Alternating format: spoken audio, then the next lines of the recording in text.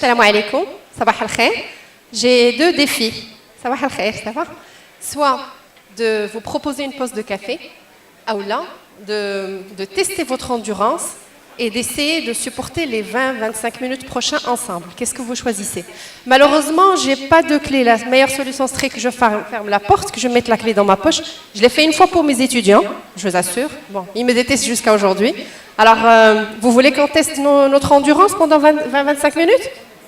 Très bien. Alors, on va faire peut-être du scratching. Je vous prie de vous lever. Ceux qui sont déjà debout, bon, j'ai pas de choix. Vous restez debout, mais allez-y. Je vais prendre 2 secondes de votre temps, juste le temps de se relaxer avant que je commence mon show.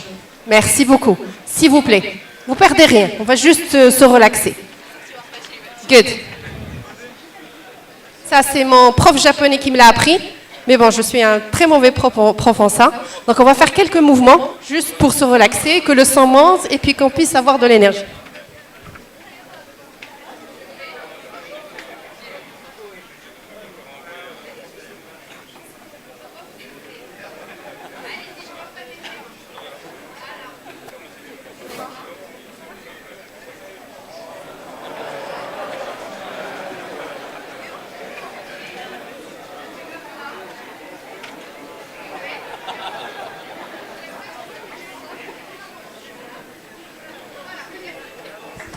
Commencer. Merci beaucoup. Vous avez beaucoup d'endurance, plus que je pensais. Donc on va commencer avec mes slides, s'il vous plaît. Et j'ai le pointeur. Alors, avant de commencer, j'ai entendu beaucoup de mots techniques. Et c'est vrai qu'il y a une dizaine d'années, j'entendais encore des mots techniques qui me semblaient bizarres. Je vais vous raconter pas une anecdote, mais une histoire que j'ai vécue en Italie à peu près entre 10 ans et 20 ans. Comme ça, vous ne savez pas quel âge j'ai, donc je vais plus le dire, personne ne le sait. Je suis partie en Italie pour un voyage personnel et je voulais aller claquer mon argent et tester le vrai café italien cappuccino, parce qu'on entend parler. Et je suis assise sur la place de Rome, là je commande mon café et le gars me ramène une carte. Et sur la carte, maintenant c'est devenu courant, vous allez comprendre pourquoi. Il me dit, choisissez ce que vous voulez. Moi, j'étais tellement contente de pratiquer mon italien classique, comme du Mozart ou comme je ne sais pas quoi, même s'il ne m'a pas comprise. Et je dis, ouais, je veux du café. Et à l'époque, commander du café corsé, ça veut dire qu'on est in fashion, ça veut dire qu'on est travailleur, ça veut dire qu'on a de l'endurance. Et puis, non, il me dit, non, vous avez une carte, vous choisissez sur la carte. Puis, il y avait du café Arabia, du café brésilien, du café aromatisé avec de l'orchidée, du café de je ne sais pas quoi. Il y avait 35 types de café. Et puis j'ai essayé de lui demander, ok, qu'est-ce que vous me recommandez? En suppliant, je connais rien du tout en tout ça, tout ce que je sais, c'est Nespresso. À l'époque, c'était du Lavazza. Ah ou là, un Nescafé, là, il dit qu'on a l'habitude de boire en Maroc. Et puis le gars, il me dit, non, vous devez choisir, non, excusez-moi, vous allez payer, vous devez choisir. Et puis là, je prends un café brésilien aux arômes Haïti ou je ne sais pas quoi, et je le bois. Ça y est, la surprise, quand j'ai pris la première gorgée, bien sûr, la deuxième surprise, c'était la nôtre, parce que j'ai payé 22 € à l'époque, et c'était pratiquement c'était la feria. Pour un café qui était juste comme ça. Il avait un goût tellement ordinaire, c'était du café, juste du café. Et là, c'est une expérience, je me suis dit, ok, alors pourquoi tous ces noms-là? On entend aujourd'hui la transformation digitale, on entend l'intelligence artificielle, on entend énormément de mots technologiques. Et je parie que la plupart de ces mots-là, avant, je ne les connaissais pas. Il faut être un ingénieux, il faut être intelligent pour pouvoir suivre l'avancée technologique. Qui sait ce que ça veut dire transformation digitale? On n'est pas là pour donner des scores, il n'y a pas une bonne ou mauvaise réponse. Parmi vous, qui connaît la transformation digitale? Qui a entendu parler de la transformation digitale au moins 3 fois par jour? Levez les mains. Très bien. Qui a entendu parler de deep learning? Qui a entendu parler de e-learning? Machine learning? Robotics? Cloud? Big data? BI? Analytics? Je veux voir des mains levées. Et pourquoi tout ça? Pourquoi on nous torture avec ces mots techniques? Tout ça, c'est une seule technologie qui s'appelle l'intelligence artificielle. Et je ne suis pas d'accord avec vous, vous avez dit que venez de sortir, ça fait une 50aine, une 60aine d'années, l'intelligence artificielle existe. Et qui sait ce que ça veut dire Industrie 4.0? Qui sait vraiment ce que ça veut dire Industrie 4.0? Qui peut être challengé techniquement sur ça? Même pas moi. Et c'est vrai. Parce que c'est tellement évolutif, c'est tellement nouveau, c'est tellement inconnu que personne ne peut deviner ce que ça veut dire concrètement l'intelligence artificielle et l'industrie 4.0.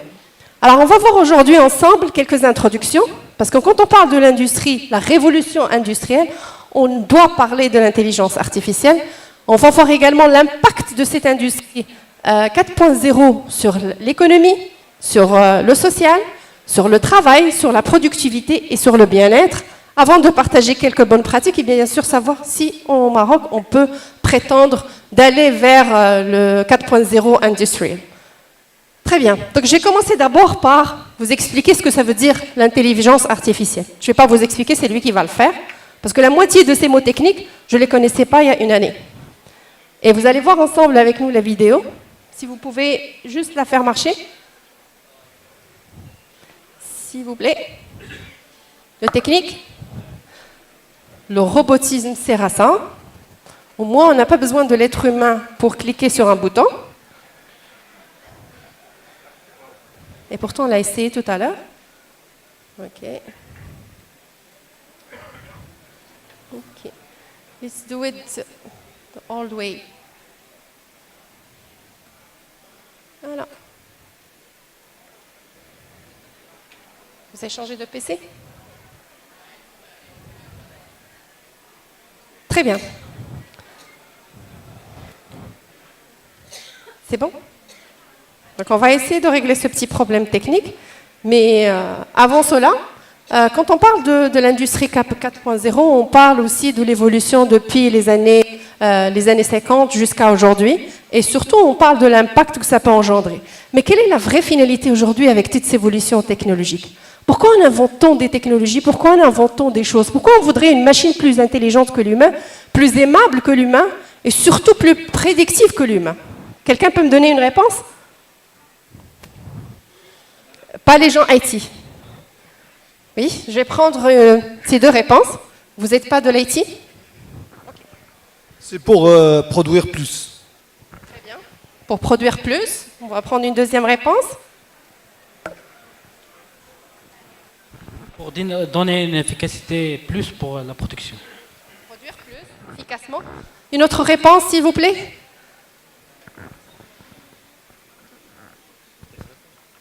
Pour contrôler.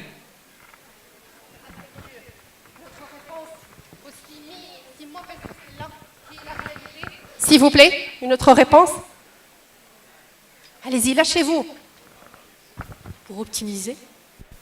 Oui, on est toujours carré, merci. Gagner plus. Money. Everything is about money. Et pour faciliter le travail et faire un travail efficace. Plus efficace. Facilité et travail efficace, oui. Pour se débarrasser de la classe ouvrière.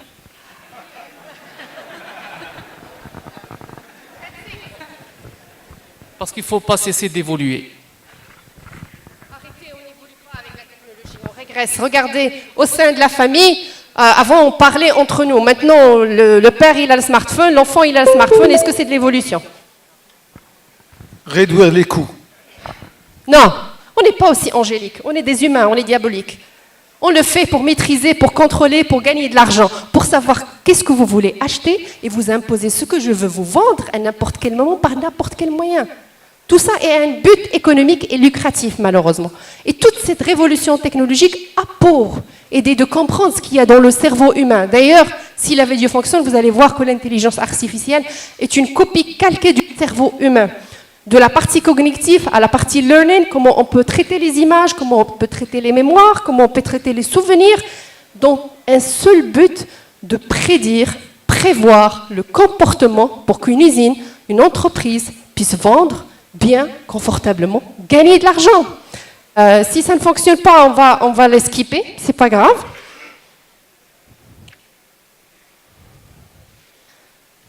Allez-y.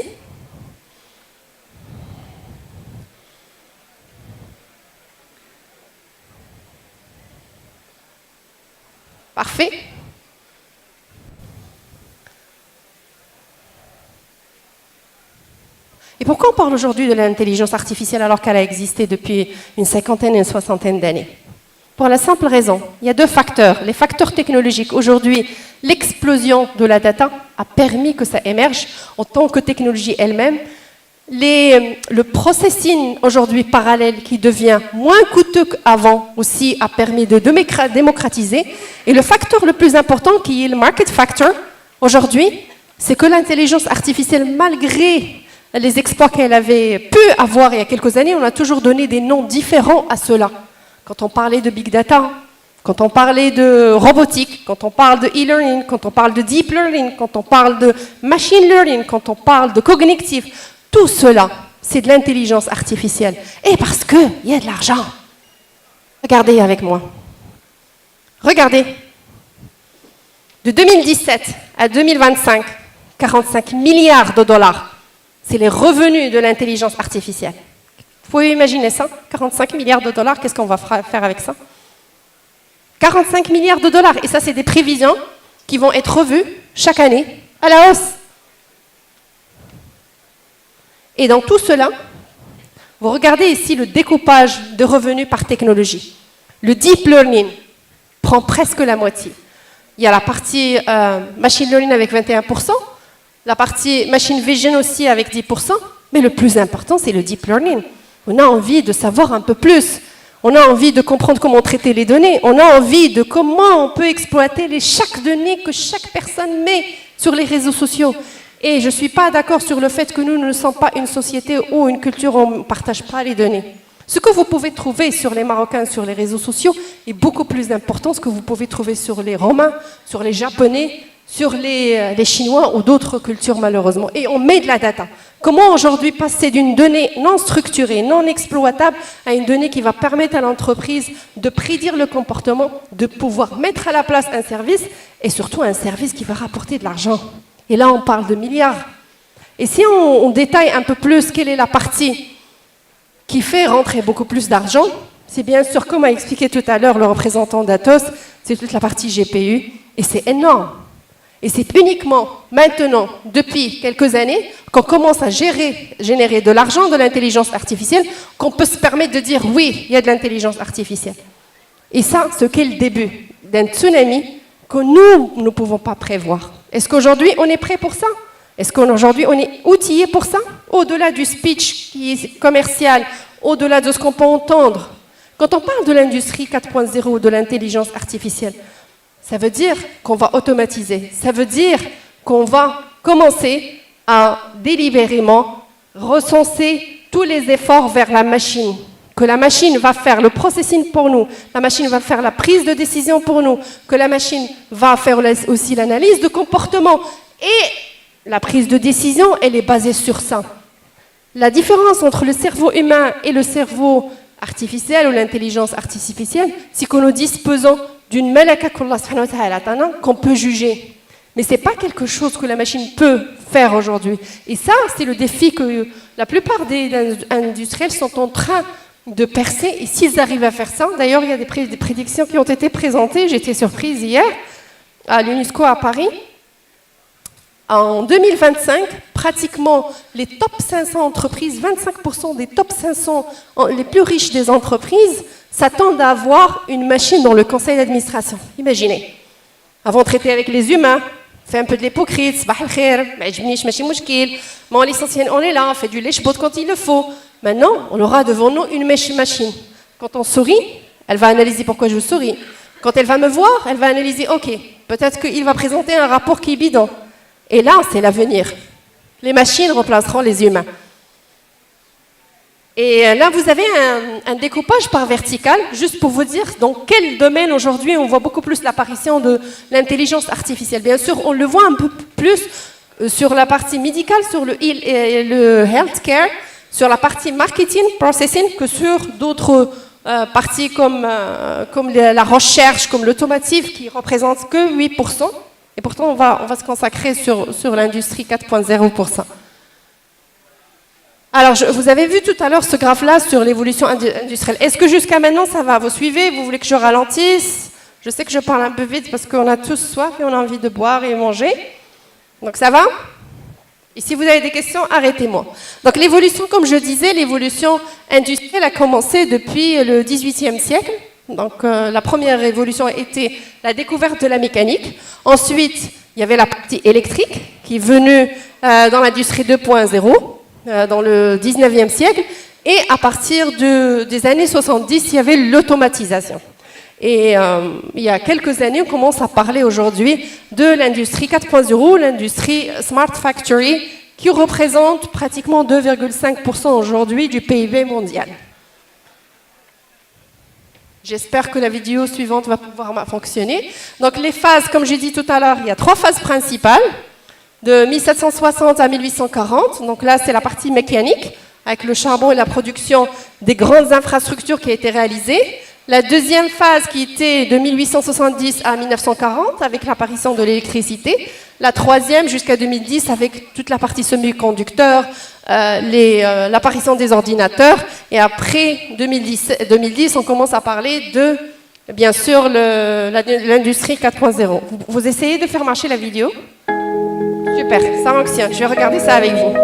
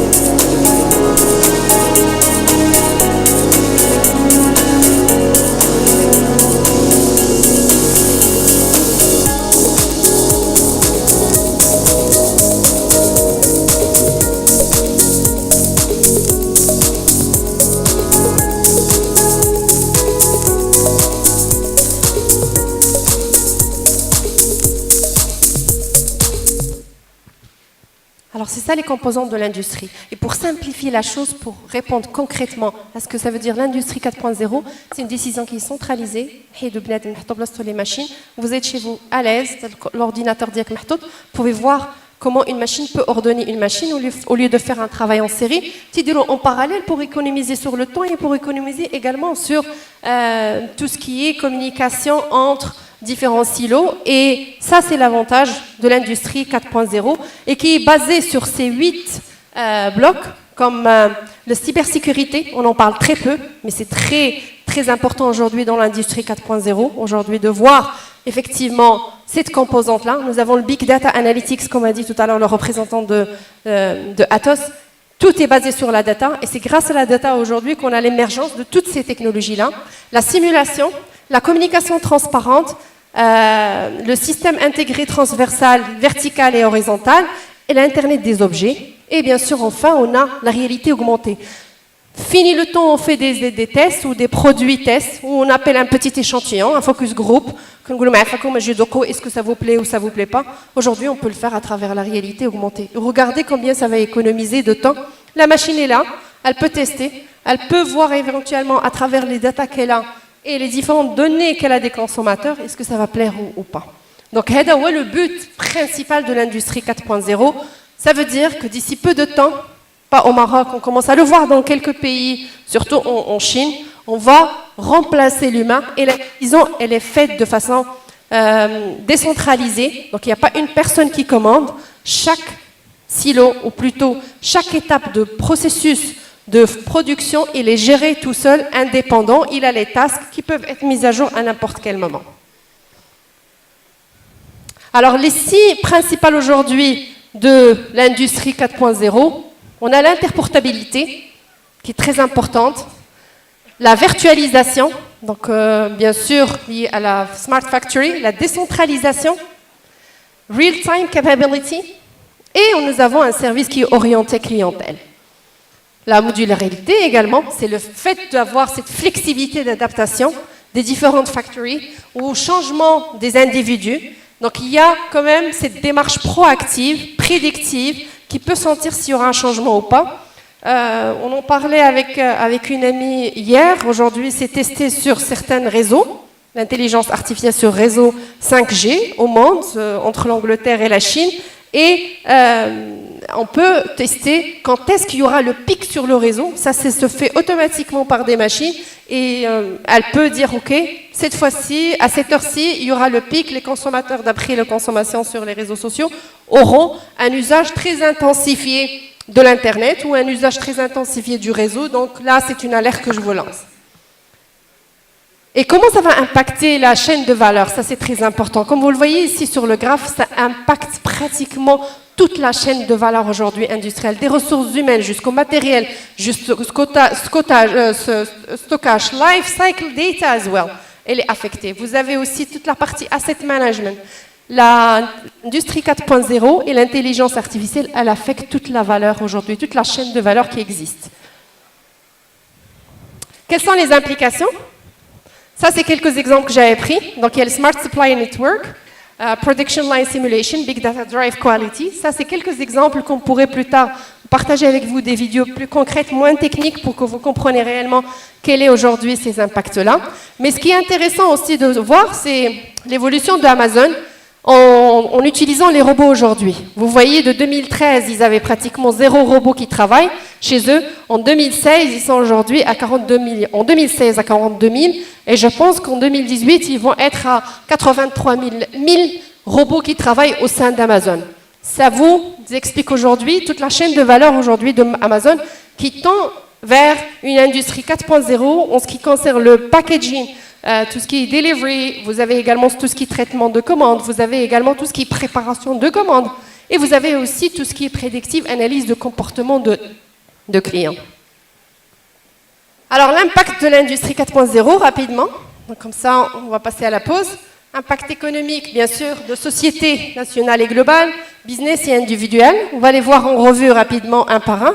L'économie, bien sûr, c'est le growth, parce qu'on est là tous pour avoir du bénéfice, mais aussi pour grandir, pour qu'on voit notre business en prospérité. Le deuxième, c'est l'aging, qui est aussi important. La productivité, comme vous l'avez dit. L'emploi, labor substitution, on verra si c'est vrai ou pas. Et la nature de travail qui change aujourd'hui. En termes de business, c'est le customer expectation, pour comprendre quelles sont les attentes du consommateur. Vous avez également data enhanced products, aujourd'hui, des produits qui sont basés ou qui sont créés suite à des besoins des attentes de consommateurs. L'innovation qui est collaborative, et vous avez aussi la création de nouveaux business models ou de nouveaux business de coopération qui naissent. En termes sociétal, ou plutôt en termes national et global, en termes de politique, de protection de données aujourd'hui, ça impacte. Dans quelle mesure aujourd'hui on peut utiliser les data? Au Maroc, bien sûr, on a des lois qui protègent les données à caractère personnel, mais malgré cela, ça reste insuffisant parce que la machine de réglementation ne suit pas la même vitesse de la machine de l'évolution technologique. Il y a également les politiques des autres pays, les politiques des autres continents et les politiques des autres agglomérations économiques qui affectent et qui impactent également l'usage des données, même s'ils sont locaux. La sécurité internationale aussi est très importante. En termes de société, il y a l'iniquité aujourd'hui, qui est un impact négatif de l'industrie 4.0, malheureusement. Donc il y a des zones qui sont plus riches que d'autres, il y a des zones qui vont devenir plus pauvres que d'autres, il y a des zones qui vont devenir plus désertes que d'autres. Il y a aussi le concept de la communauté, donc tout ce qui est social innovation commencerait à se réduire parce qu'on sera une société qui est orientée consommation et qui est orientée prédiction des attentes des consommateurs pour pouvoir produire ce qu'ils veulent. Et sur l'individu, il reste ces 3 questions qui sont toujours là depuis l'apparition de l'Internet. Et malheureusement, nous avons fait notre preuve en tant qu'espèce humaine que ce ne sont pas vraiment des choses qui nous tiennent à cœur. Je ne parle pas pour l'audience, je m'en excuse, mais je parle de l'espèce humaine. L'éthique, l'identité et la moralité. Et là, c'est la grande question à se poser. Je vais vous montrer à la fin une vidéo que j'espère va marcher, où on se posera des questions réellement. With every good thing comes a bad thing. Pour chaque belle chose ou bonne chose dans la vie, il y a un bad side. Il y a une mauvaise chose qui vient avec. C'est à nous, en tant qu'individu, en tant qu'être humain, de voir jusqu'à quelle mesure nous voulons laisser cette mauvaise chose piétiner sur le bon côté. Et bien sûr, moins de connexions humaines, mais ça, on le voit déjà à travers l'apparition de l'Internet. Et pour le Maroc, est-ce qu'on est prêt? Je pose la question. Ceux qui pensent que le Maroc est prêt pour cette révolution soi-disant industrielle, qu'ils lèvent la main. Peu d'optimistes, encore. La Khouloud, vous êtes optimiste. C'est bien, c'est bien. Pas les gens de l'Haïti, les gens de l'Haïti, mais je demande la question aux gens non Haïti. Une personne. Deux. Alors dites-moi pourquoi vous croyez que nous pouvons. Merci. J'y crois profondément parce qu'en fait, on n'a plus le choix. Le e-learning fait partie du quotidien de beaucoup de collaborateurs et c'est aussi essentiel d'utiliser la facilité. On parle aussi de télémédecine. Donc aujourd'hui, l'intelligence artificielle, elle est parmi nous et les réseaux touchent également les millennials.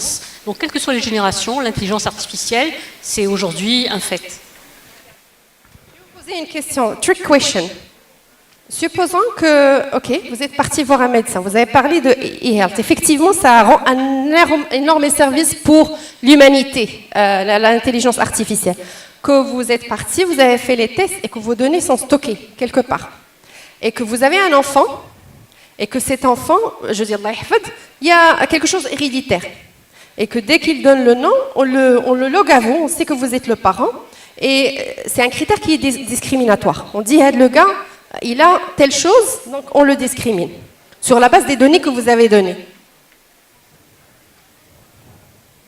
Vous pensez toujours que c'est une bonne chose, ou là, c'est une bonne chose, mais on relativise? Comme vous avez si bien dit, l'éthique, on ne doit pas, je veux dire, en tant qu'être humain, il faut rester quand même le maître de la machine, utiliser ce qui est vraiment intéressant, mais savoir ne pas oublier l'éthique en tant qu'être humain.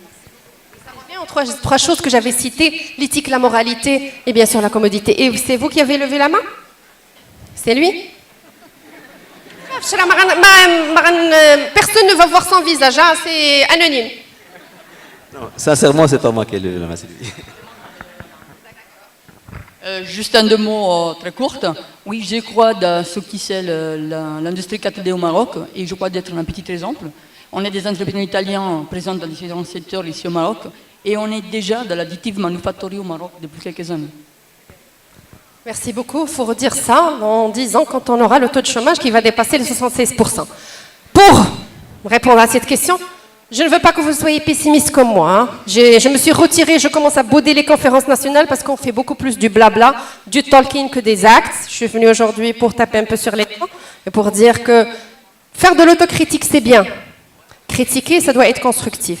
Mais on peut faire des choses à condition qu'on ait une moralité, à condition qu'on sait où est-ce qu'on va, à condition qu'on a une vision. On ne peut pas continuer à dire qu'on est the best one of the class. We are the last one of the class. Il y a 10 ans, on était les meilleurs sur l'Afrique du Nord et sur l'Afrique de l'Ouest en termes de l'IT. Aujourd'hui, si on voit le year-on-year growth, my God, we lost like 45 points. On a été chuté et on demande aux fournisseurs internationaux de venir. Regardez le nombre de fournisseurs IT qui ont quitté le Maroc depuis 4 ans. Ça, c'est une réalité. Les Intel Headquarters, les Cisco Headquarters, tout le monde est parti en Égypte. Donc il y a un problème, il faut le pointer. Mais quand on pointe le problème, on sait au moins qu'il y a un vrai état de lieu, qu'il y a une force, qu'il y a une énergie pour qu'on puisse avancer. We can make it, mais pas avec cet état d'esprit. Que chacun tire de son côté, on a de belles initiatives. Je ne dis pas qu'il n'y en a pas. Il y a des belles initiatives qui sont lancées au Maroc. Ça reste individuel. Il n'y a pas un écosystème. The first question that we have to ask, do we have the infrastructure for that? La 4.0, la 5G.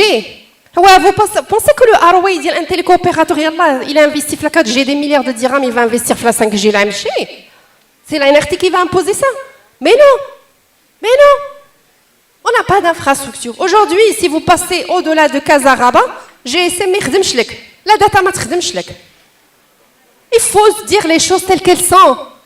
On a besoin aujourd'hui d'une bonne infrastructure, mais on a besoin d'une mutation du rôle de l'agence de régulation vers un rôle de promotion de nouvelles technologies. Et ça, on en parle depuis une dizaine d'années. Et je me rappelle la première fois que l'Union internationale de télécom avait proposé cela, il y a eu énormément de pays africains qui ont fait le pas et qui ont sauté. Et aujourd'hui, avec toute fierté, mes amis somaliens, ils sont numéro 1 en digitalisation.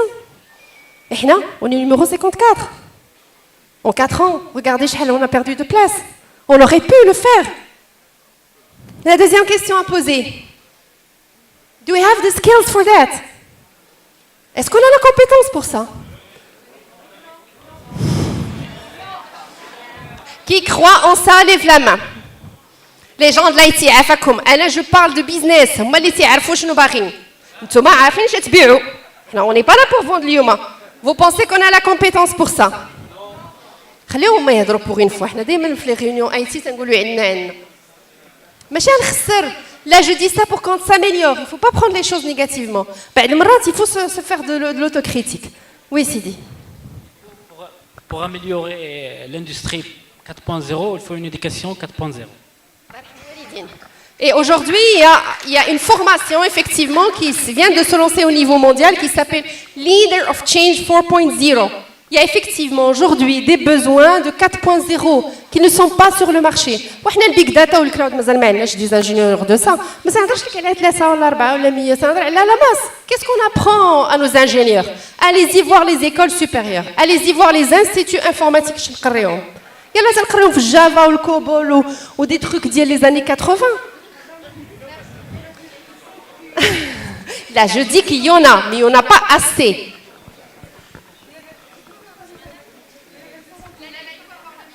Il y a des centres ici au Maroc qui enseignent l'informatique sans data show. Donc, on est nous par rapport à la 4.0. Donc, des personnes qui enseignent les langages sur le tableau avec les marqueurs. J'ai assisté à des séances. Oui, elle mérite les applaudissements parce que c'est une étudiante. Il y a des enseignants qui enseignent qui ne savent pas de quoi ils parlent. Il me dit Bzerba parce que je commence à chauffer la salle. Question de. Invitez-moi, je vais continuer à dire non sauf pour Hicham. Est-ce qu'on a l'écosystème pour ça? L'écosystème.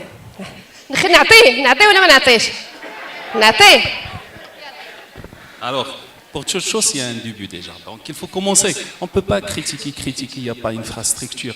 L'infrastructure ne va pas sauter à cas d'un seul coup. Donc, il faut commencer. Anna, j'ai 38 ans. D'accord? J'ai travaillé dans l'industrie presque 15 ans. Actuellement, on a de recul dans l'industrie, on a de recul dans l'informatique pour vraiment apporter une valeur ajoutée. C'est bien d'avoir. C'est bien.